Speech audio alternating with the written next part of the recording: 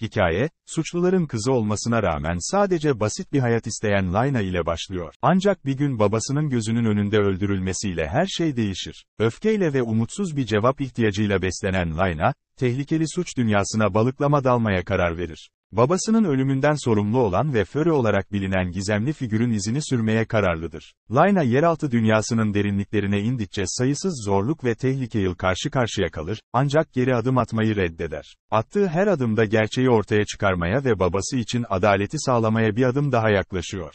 Bu, iniş çıkışlarla dolu bir yolculuk ama Layna'nın yeraltı suç dünyasının karanlık sularında yol alırken kararlılığı asla sarsılmıyor. Dizi, hem intikam dramının hem de gangster entrikasının unsurlarını ustaca harmanlayarak sürükleyici bir intikam anlatısının özünü özetledi. İlerleme hızı oldukça hızlı ve yoğun silahlı çatışmalardan izleyicileri infazlarıyla büyüleyen karmaşık koreografiye sahip göğüs göğüse dövüş sahnelerine kadar aralıksız bir dizi aksiyon sahnesi sunuyor. Bu dizinin en dikkat çekici yönlerinden biri güçlü kadın başrolleri canlandırmasıdır. Onu farklı kılan, canlandırıcı yaklaşımıdır. Kadınların üstün olduğunu veya yeraltı dünyasının yalnızca erkek egemen olduğunu iddia etmeye çalışmaz, bu, diğer birçok dizide görülen yorgun bir kinayedir. Bunun yerine, kadın karakterlerinin yeteneklerini ve karmaşıklıklarını klişelere veya stereotiplere düşmeden zarif bir şekilde sergiliyor. Dizi bizi iki ilgi çekici kadın kahramanla tanıştırıyor, biri yeraltı dünyasındaki müthiş bir güçlü figürleri idare etmekte usta,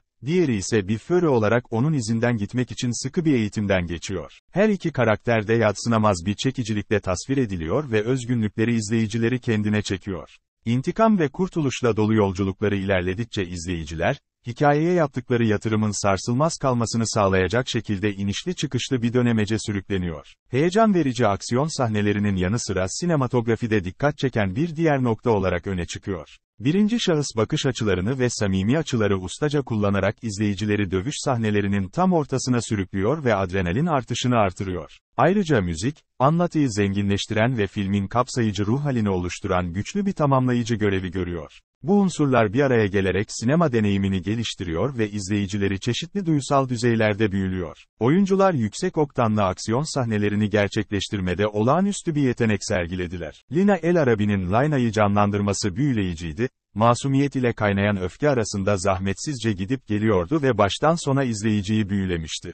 Bu arada Marina Foy, saf duygular yayan ve kalıcı bir etki bırakan hakim duruşuyla Selma rolüyle dikkatleri üzerine çekti. Ayrıca yardımcı oyuncular övgüye değer performanslar sergileyerek genel anlatıyı zenginleştiren hassas bir denge yakaladılar. Dizideki hikayenin, onu olabileceği kadar iyi olmayan pek çok sorunu var. Orada olması gerekmeyen kısımlar var ve pek bir anlam ifade etmiyorlar. Bu gereksiz kısımlar yüzünden dizi olması gerekenden daha uzun sürüyor ve her bölümde çekiciliğinden biraz kaybediyor. Ayrıca hikayede gerçekleşen bazı şeylerin tahmin edilmesi gerçekten kolaydır, bu da hikayeyi daha az heyecan verici hale getirir. Bu sorunlar giderilseydi dizi çok daha iyi ve izlemesi daha keyifli olabilirdi. Furies incelemesi, son düşünceler. Sonuç olarak dizi, intikam dramının unsurları ve karmaşık gangster entrikalarıyla iç içe geçmiş büyüleyici bir doku olarak sunuluyor. Tüm bunlar, kadın başrollerin güçlü tasvirleri ve izleyicileri koltuklarının kenarında bırakan adrenalin pompalayan aksiyon sahneleriyle vurgulanıyor. Ancak parlaklığının ortasında, parlaklığını karartan bazı kusurların varlığı da göz ardı edilemez.